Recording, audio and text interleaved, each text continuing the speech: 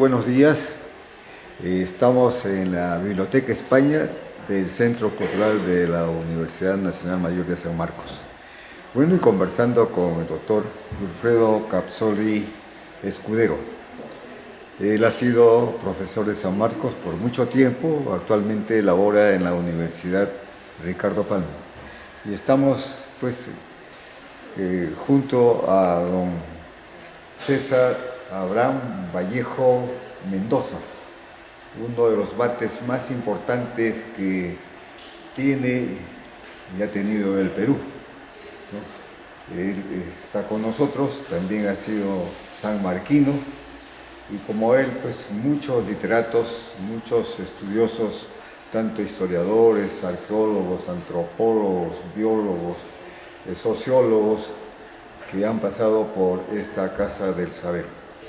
Muy contentos de iniciar nuevamente en esta mañana una entrevista con el doctor Capsoli. Sí, además es muy emblemático estar aquí en la Casa España junto a la figura de César Vallejo y Bernardino Ramírez.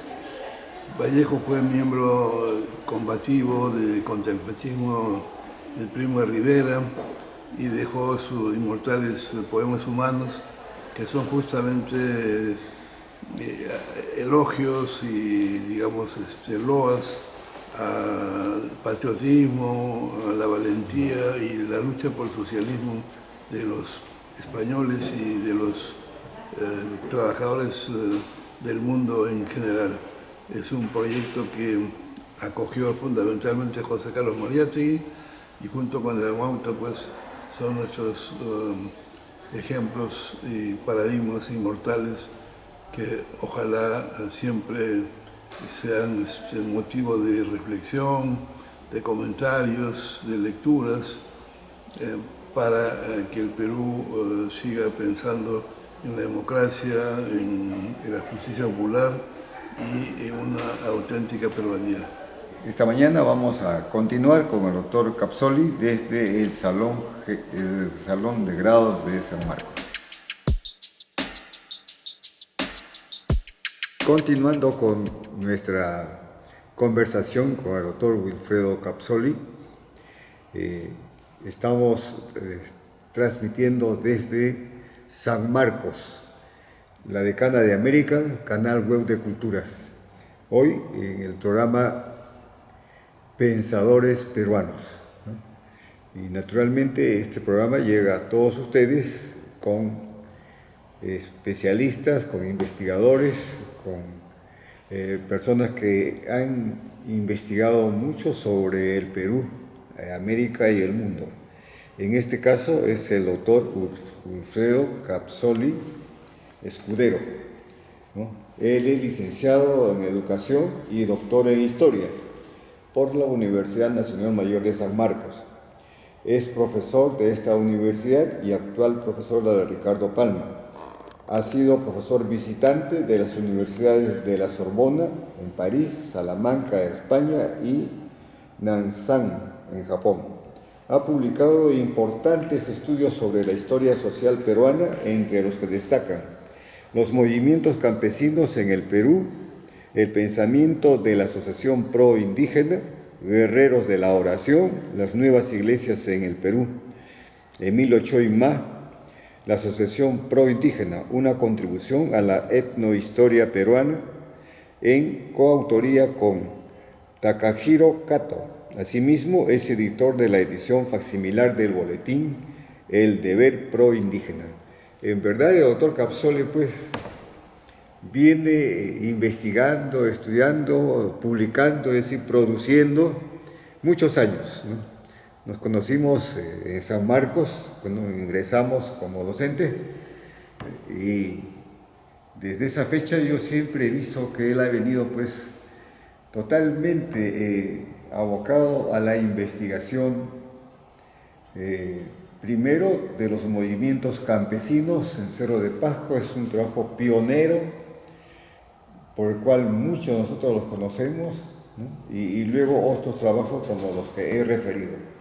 Pero particularmente él tiene una inquietud por conocer siempre las fuentes históricas De allí que, por ejemplo, este trabajo sobre el pensamiento de la Asociación Pro Indígena, ¿no? Y así también como otros en los cuales él ha puesto, ¿no?, su labor, su entusiasmo, su inteligencia para darnos a conocer muchos de estos estudios que están o que han estado guardados pues en los archivos de los ministerios, de las asociaciones, de los movimientos sociales y políticos del país. Sea usted bienvenido, mi querido doctor Wilfredo, a esta entrevista. Y bueno, no sé si tiene algunas palabras. Bueno, primero estoy muy agradecido de que el amigo y colega Bernardo Ramírez me invite a su programa Pensadores Peruanos. Y también agradezco la síntesis muy, digamos, ejemplar que ha hecho de mi producción bibliográfica. Quedo obviamente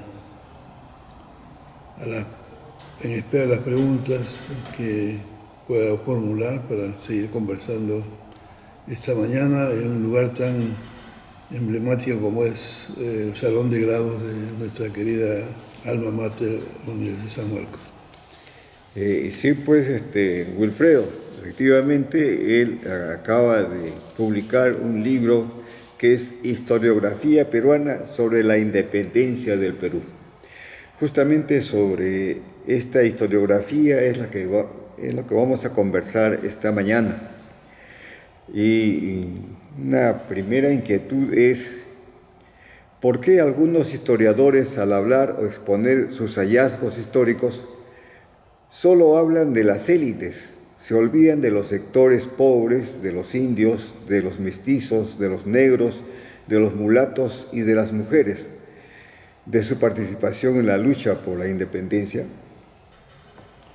Bueno, yo creo que dentro de esa visión de la emancipación peruana, quienes sobresalieron fueron Heraclio Bonilla y Karen Spalding en 1971, cuando conmemoramos los 150 años de la independencia peruana.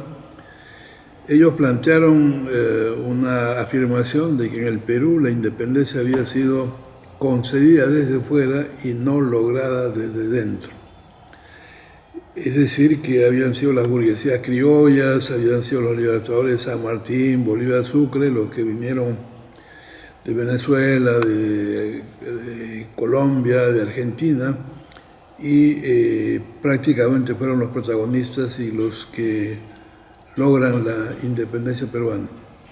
Esta afirmación fue muy provocativa, muy violenta, motivó reacciones patrióticas muy intensas, particularmente el doctor Alberto Tauro Alpino, me acuerdo que decía que había que quitar la nacionalidad peruana a Heraclio Bonilla porque lo había ofendido al tratar un tema tan importante como era nuestra libertad.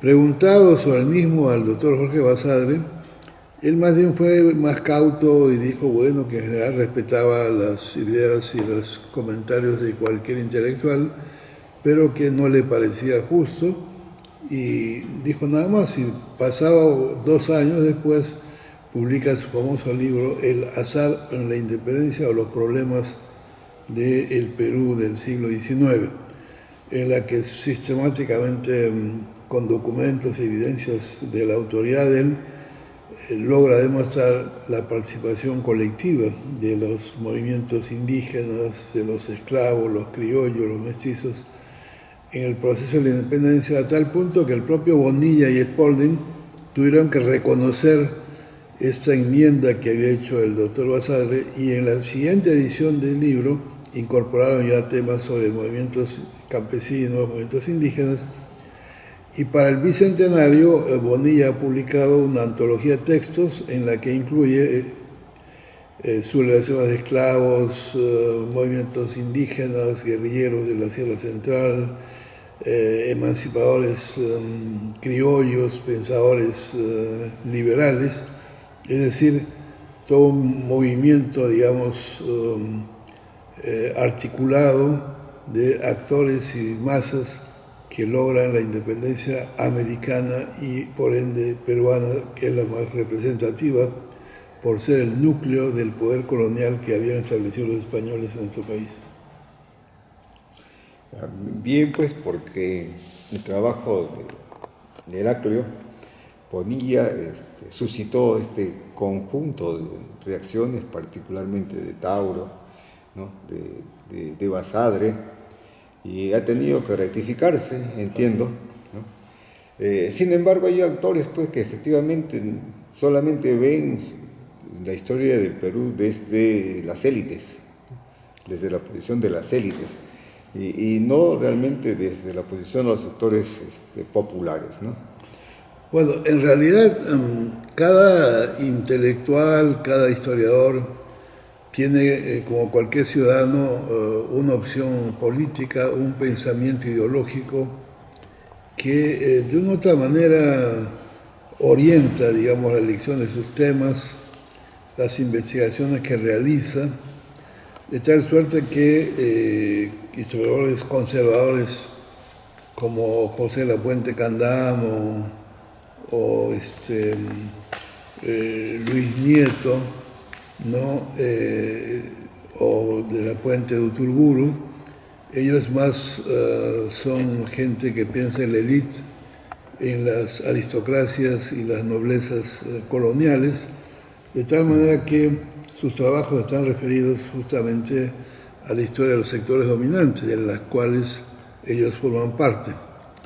Otros, como en mi caso, que más bien somos por extracción de clase media, pero por pensamiento sanmarquino más progresista, socialistas, pensamos que la memoria colectiva en nuestro país debe recuperar y poner a conocimiento de la memoria histórica nacional toda la lucha por la dignidad y la ciudadanía de los hombres de los sectores populares, hacer la historia de la gente sin historia, hacer la historia desde abajo. Me ha permitido a mí, por ejemplo, abrir trochas, dar pistas de investigaciones posteriores, como fue el caso del primer libro importante que hice sobre las luchas obreras por la conquista de las 8 horas de trabajo, cuando se cumplía 50 años de esta lucha de los trabajadores que habían logrado después de 15, 20 años de movimientos de huelgas, de agitaciones, mítines, conquistar que en el Perú el trabajo fuera de 8 horas diarias, con la noción de que las 8 horas restantes serían para descansar y las otras para las relaciones sociales, de manera que las 24 horas se dividían en 3. Después hice el libro Sublevación de esclavos en el Perú siglo XVIII, que es el primero sobre el tema, porque la historiografía oficial decía que la esclavitud en el Perú había sido más bien una condición llevadera, tolerada, aceptada con resignación por los esclavos, y por tanto era peculiar este trato que los esclavos recibían de parte de los jesuitas o los hacendados o los panaderos, etc. Pero yo me preguntaba cómo es posible que en una sociedad de contradicciones tan violentas como la esclavitud, en la que la personalidad es negada totalmente, la gente haya aceptado con resignación esa condición. Entonces salir a revisar los archivos del General de la Nación, me encontré con muchos expedientes que trataban de revueltas, sublevaciones, bandolerismos y movimientos de esclavos en pro de la libertad.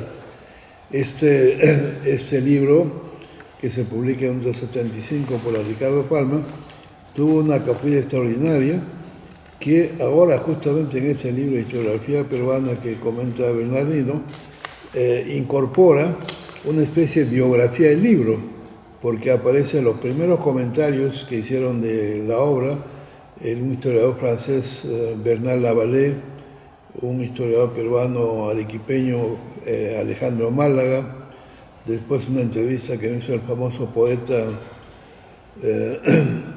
Enrique Verástegui, luego un historiador, Lorenzo Huerta, sanmarquino, que también habla sobre el libro, y la gran sorpresa y la alegría que me causó cuando el conjunto Perú Negro de Rolando Campos, con la asesoría académica, intelectual, poética de César Calvo, llevaron este libro a una versión coreográfica en Teatro Municipal.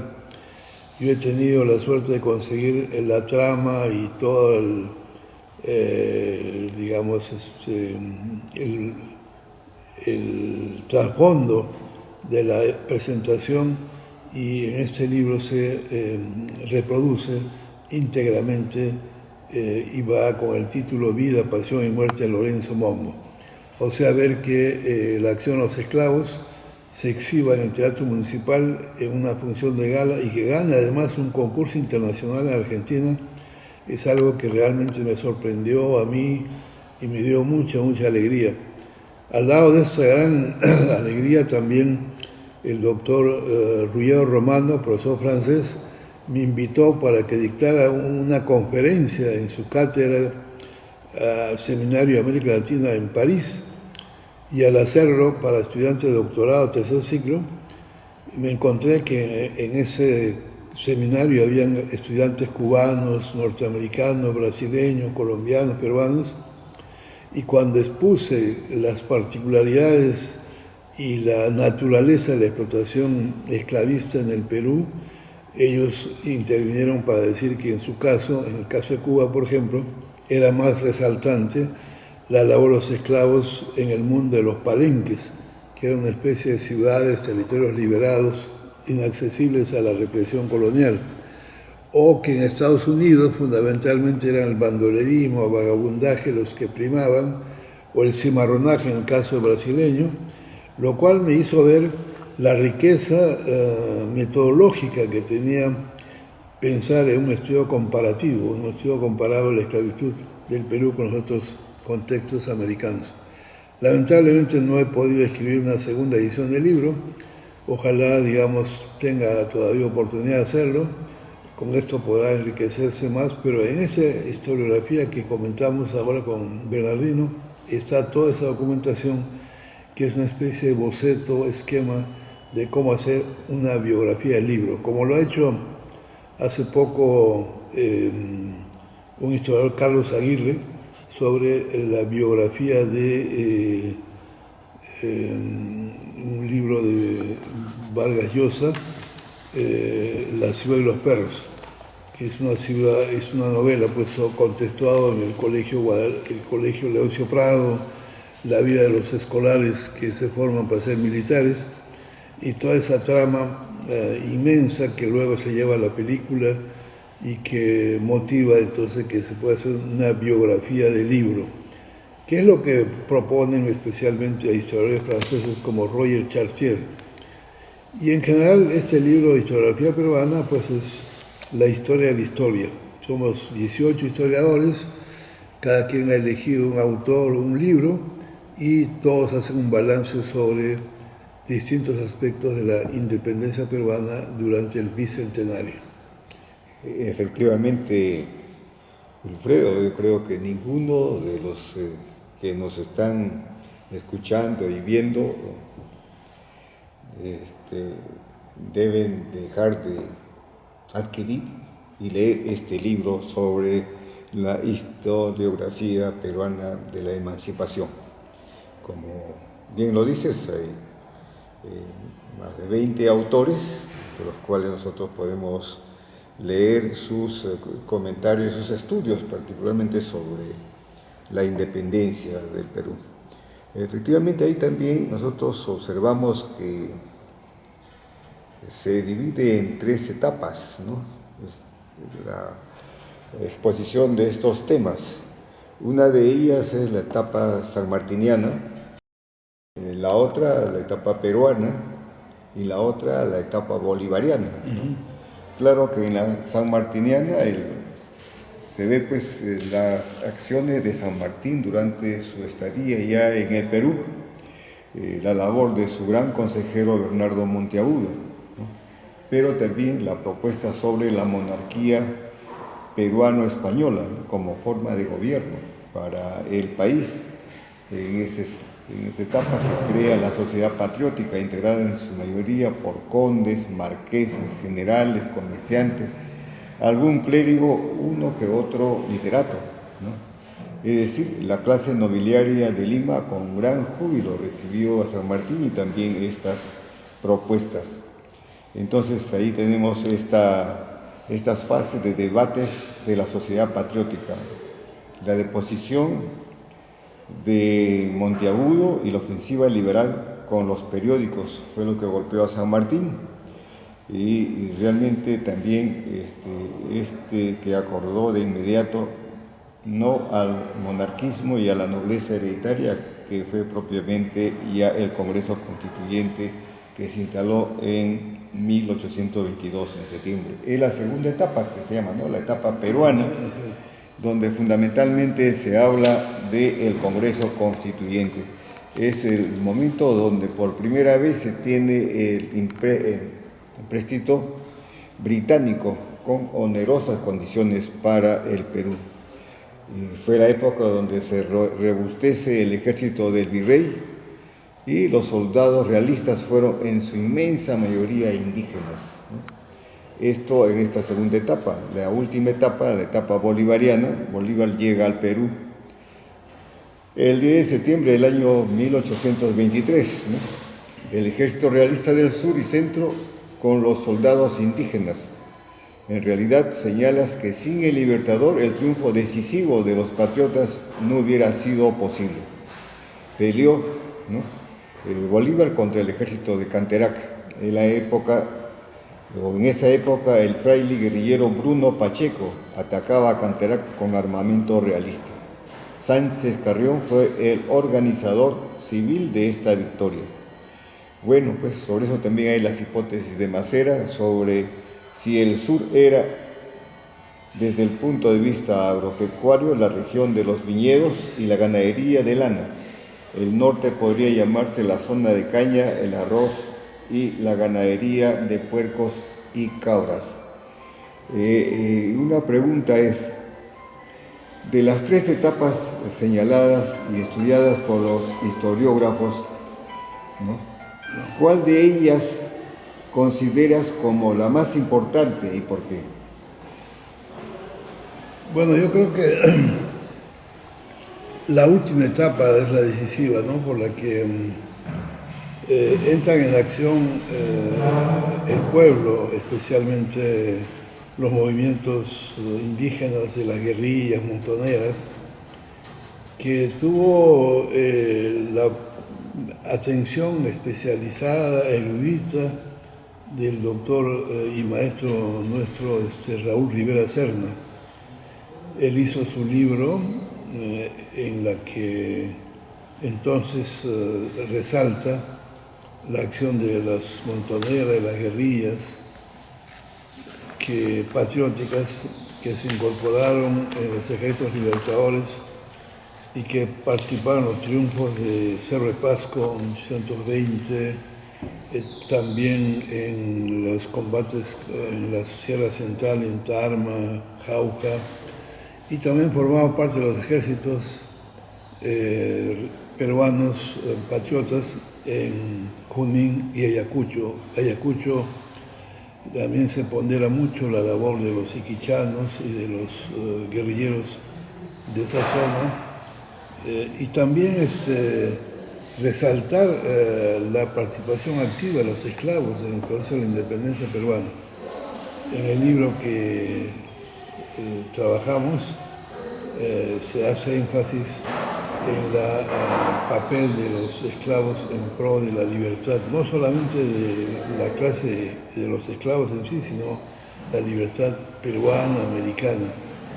Obviamente pensando también en el apoyo que se recibía de Inglaterra, que estaba interesado por abrir nuevos mercados, nuevos países neocoloniales, por el imperialismo que él iba construyendo. Acabo de escribir un libro inmenso de 800 páginas, Elogio a los Libertadores, que cuenta con auspicio de la Municipalidad de San Isidro, cuyo alcalde es el doctor Augusto Cáceres, que ha sido muy generoso y además como un buen dirigente político, ha sabido apreciar las contribuciones intelectuales, académicas del autor y también, obviamente, el gran elogio que la creatividad de poetas, dramaturgos, novelistas realizaron oportunamente sobre nuestros libertadores.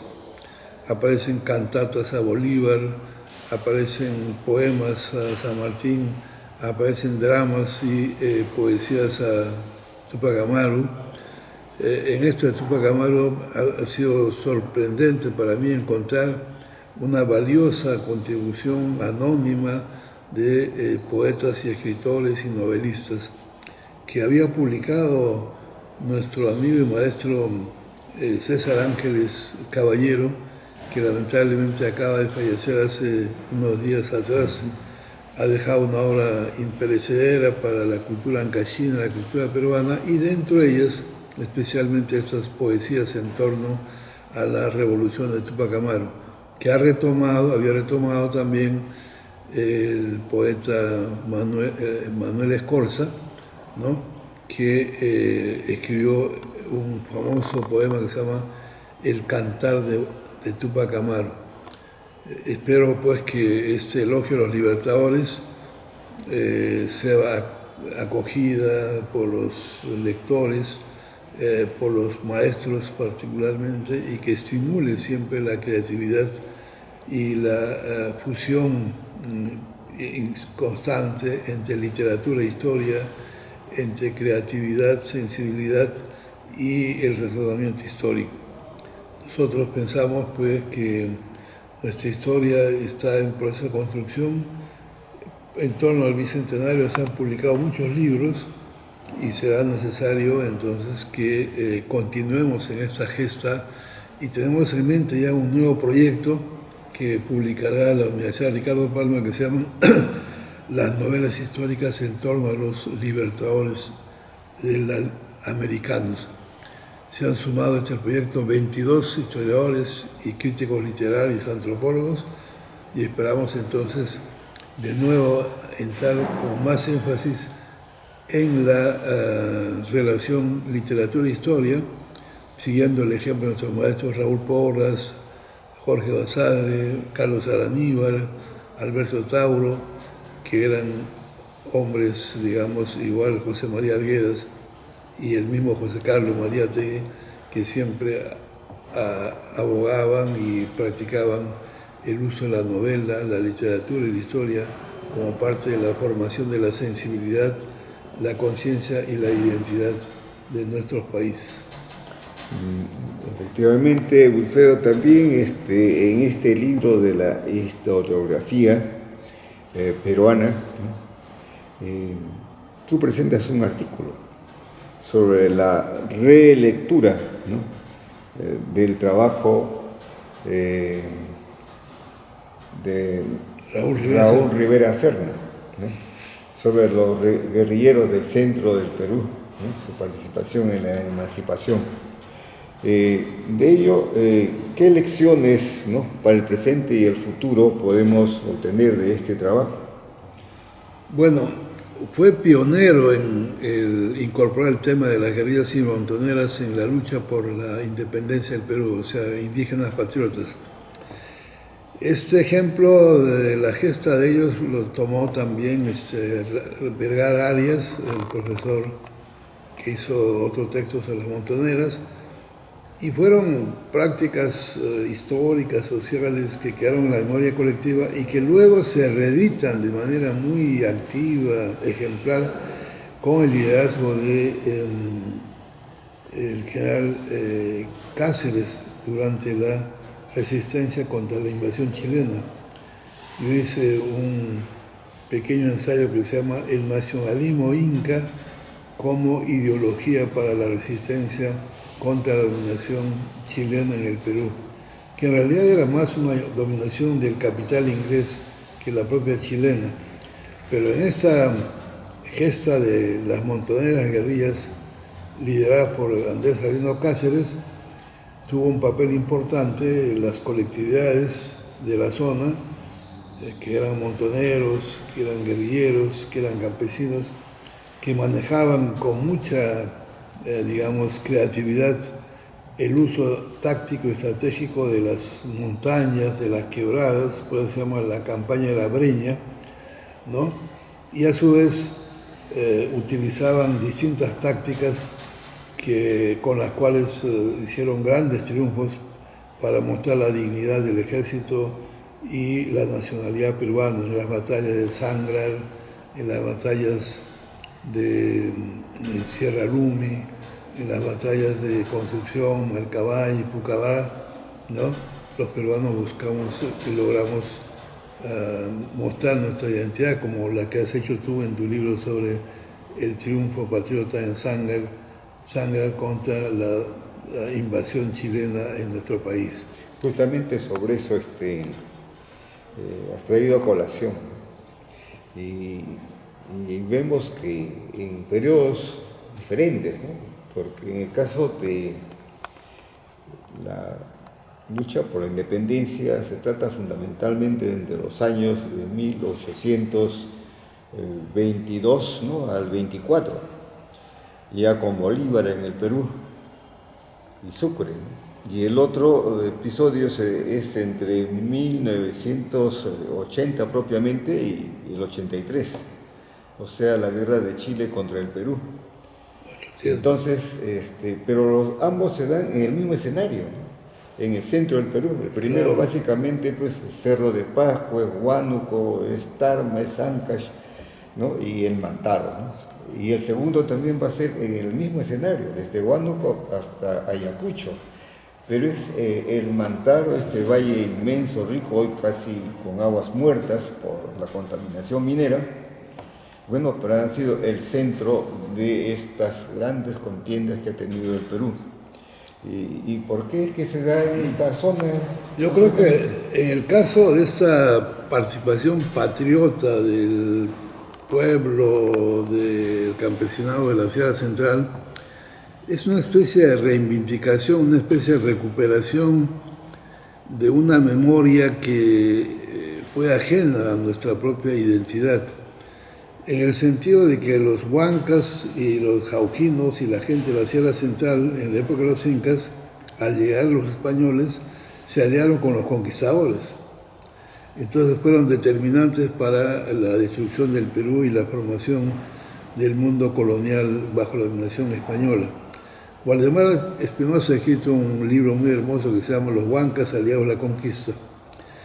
Esta especie de mea culpa de las generaciones posteriores creo que lo asumen para decir que nosotros somos también esencialmente peruanos y pensamos en nuestro país y por tanto forman las guerrillas y las montoneras del Sierra Central. Y particularmente muestran la gran dignidad del Perú profundo, del Perú auténtico, ¿no?, al participar pues de manera activa en esta resistencia contra la dominación chilena. A tal punto que nuestro gran maestro Manuel González Prada, ¿no?, va a decir que personajes anónimos, descuidados o marginados de la memoria nacional fueron quienes mostraron su amor al Perú, su entrega al patriotismo y salvaron la dignidad de nuestras generaciones posteriores. Porque la guerra con Chile, buena parte del capital inglés que actuaba contra nosotros, permitió que el Perú se desmembrara, los grupos dominantes entraran en guerra civil. El Perú mostró su rostro real de ser un país con mucha discriminación, con muchos conflictos interétnicos, de tal manera que ya estábamos divididos, estábamos fragmentados, no había posibilidad de una unidad y una conciencia histórica nacional. Los guerrilleros de las montoneras con Cáceres dieron ese gran ejemplo que queda como memoria importante para nuestra historia y nuestro orgullo de ser peruanos y hacer respetar nuestras bases territoriales. Wilfredo, tú nos has hablado también del estudio que se ha hecho sobre la participación de los guerrilleros los patriotas integrados por indígenas, así como también de los esclavos.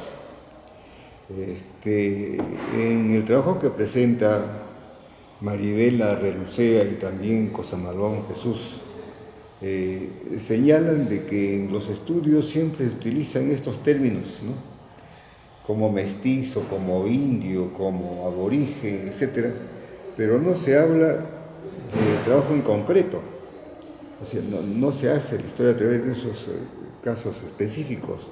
Por ejemplo, alguna biografía, ¿no? O un conjunto de biografías de personajes que han participado en estos movimientos. Y menos aún se utiliza, por ejemplo, el marxismo, ¿no? Y que Alberto Flores Galindo sí lo habría utilizado y habría hablado y habla de estos trabajos, de estas categorías, como por ejemplo aristocracia, plebe, clase, masa, individuo. Esto lo hace en su libro, ¿no? Sobre aristocracia y plebe en Lima colonial, ¿no? ¿Qué opinas tú de ello? Bueno, Flores Galindo es un intelectual que contribuyó mucho a la historia nacional, la historia popular. Y para ser honestos y auténticos en su formación intelectual y su producción inicial, hay que decir que él se vinculó a nosotros los sanmarquinos a través del doctor Pablo Mosera. En la católica había otro tipo de pensamiento más conservador. Nosotros en San Marcos habíamos recibido las clases de Eric Hobsbawm, de Pierre Vilar, de Pablo Mosera, de Aníbal, Tauro. Éramos una generación de historiadores jóvenes, progresistas, y entonces Alberto Flores Galindo percibió rápidamente estas nuevas concepciones y se sumó a los proyectos nuestros, haciendo libros con los mismos temas sobre distintos otros problemas, como por ejemplo Los mineros del Cerro de Pasco o Aristocracia y plebe, que es un poco la réplica del libro de su relación de esclavos. Después hizo movimientos sobre Túpac Amaru, la independencia. En realidad, creo que ahora esta etapa para ver el pueblo en la independencia peruana cuenta con una documentación extraordinaria, que es la que publicó la colección del sesquicentenario y los 150 años. Se publicaron 110 tomos de documentos, de las cuales hay como 8 o 10 solo dedicados a guerrillas montoneras, y que organizó, dirigió, hizo un prólogo muy hermoso la doctora Ela Dunbar Temple. Ela Dunbar Temple, a quien consideramos una historiadora conservadora. Creo que en ese esfuerzo por organizar la documentación para mostrar la presencia indígena, campesina en las guerras por la independencia, ha dejado una obra importante para que las generaciones posteriores puedan hacer uso de estos trabajos. Y ya lo están haciendo, hay tesis de maestría, de licenciatura sobre guerrillas y montoneras, utilizando esta documentación que organizó la doctora Ela Dunbar Temple. De tal manera pues que creo que San Marcos sigue mostrando su contribución a rescatar la memoria colectiva, y tú particularmente con estos diálogos y estos comentarios sobre pensadores peruanos sigues alentando la importancia de la creatividad, la importancia de pensar el Perú en el Perú profundo, en el Perú auténtico, ¿no? En un mundo que se globaliza, pero asumiendo la tesis de César Vallejo, con que hemos estado hace unos momentos con su gusto y su representación. Vallejo decía: nunca hay que dejar de ser peruanos, hay que ir a Europa a alimentarnos del viejo mundo lo mejor que tengan para fortalecer nuestra identidad, nuestra peruanidad. No, digamos, ir en una posición guachapa de afrancesarnos o europeizarnos, sino seguir pensando en lo nuestro a partir de lo mejor que el mundo globalizado nos presenta. Muy bien, Alfredo, tus comentarios y tu exposición sobre este punto, y también relevar la gran figura que tuvo Ela Dunbar Temple, ¿no? Maestra sanmarquina, y yo recuerdo que postuló al rectorado, ¿no? Compitiendo con Sánchez, Luis Alberto, Y bueno, participó pues en esta comisión, ¿no?, del sesquicentenario, y como tú has dicho, más de 110 volúmenes de esta colección están pues publicados y ahora son materia de estudio y de investigación. Particularmente estos tomos sobre los Panataguas, recuerdo de la autora Dunbar. Bueno, ella estuvo en la subcomisión de documentos, Claro, ¿no?, claro. y tuvo oportunidad de revisar gran parte de esto. De ello nos hace memoria de esta revolución en Tarma en 1812, ¿no? Y yo creo pues que hay muchos otros temas que bien valen la pena Maritza se Bazán, rescaten. Maritza Bazán es una joven historiadora sanmarquina que justamente ha trabajado esos materiales y ha trabajado sobre los guerrilleros de la zona Tarma en la independencia peruana, que está en el libro Historiografía que comentamos. Sí, pues entonces lo que preocupa realmente es que hay muchos temas que están desconocidos, ¿no?, y que aún faltan investigarse. Y muchos autores o estudiosos no los ven por diversas razones, ¿no?, a veces hasta por razones económicas. Pero, ¿por qué otros temas que son conocidos y relevantes en nuestra historia patria no se consideran, por ejemplo, en los planes de estudio que llevan nuestros jóvenes, nuestros alumnos, tanto en primaria, secundaria y en la superior? Bueno, en realidad el sistema de la educación peruana está muy venida a menos. No hay una atención sistemática a la creatividad y las nuevas metodologías didácticas de la enseñanza de la educación secundaria y universitaria. Creo que el gran ejemplo que hizo Augusto Salazar Bondi en la época de la reforma de educación con el general Velasco Alvarado es un ejemplo importante a retomar más aún ahora con toda la tecnología que facilita, digamos, el acceso a una información, a una universalización de los conocimientos y al acceso a la información incluso en sus propios domicilios y en sus propios lugares en los que se encuentren. Hay bibliotecas virtuales, hay congresos internacionales, hay comunicaciones, digamos, y conferencias que se puede acceder de distintas partes del mundo, lo cual es un factor importante. Lo que necesita es darle una orientación, una unicidad temática y una creatividad que tiene que partir de los maestros. Y ojalá se tome el ejemplo de José María Arguedas. Yo escribí un libro que se llama Nosotros los Maestros de Arguedas, en la que aparece toda esa gran entrega de pensar en la realidad, pensar en la autenticidad, pensar en la democracia, pensar en el futuro de nuestro país y en el futuro en general de la ciudadanía democrática en el Perú. Así es, mi querido doctor Capsoli, ¿no?, la gran importancia que tuvo la reforma educativa en el gobierno del general Velasco. Lamentablemente no se ha continuado y hoy tenemos una estructura curricular totalmente diferente, muy alejada de la realidad peruana. Quiero expresar mi agradecimiento al doctor Wilfredo Capsoli Escudero por su participación en este programa Pensadores Peruanos, que lo editamos 2 veces por mes. Los invito a participar de la próxima entrevista con el doctor Tirso Molinari sobre el fascismo en el Perú. Wilfredo, Bueno, te agradezco por tu participación. quiero renovar mi agradecimiento al doctor Bernardino Ramírez por esta conversación que tengo con él y a su vez extender la propuesta que hace el doctor Ramírez para la próxima entrevista que van a hacer con Tirso Molinari sobre el fascismo en el Perú. José Carlos Marieta escribió un famoso libro, La escena contemporánea, y hay un capítulo que se llama La biología del fascismo, que es un ensayo extraordinario de carácter metodológico, de carácter científico, para entender los orígenes, las motivaciones y las acciones de los fascistas que siempre piensan en el sentido excluyente y luchan contra el socialismo y la democracia en el mundo. El fascismo es un factor todavía latente que aparece en el Perú con ciertos rasgos y ciertas particularidades que hay que erradicar porque tenemos que apostar por la democracia, por la igualdad, la dignidad y el respeto al otro. Muchas gracias y hasta pronto.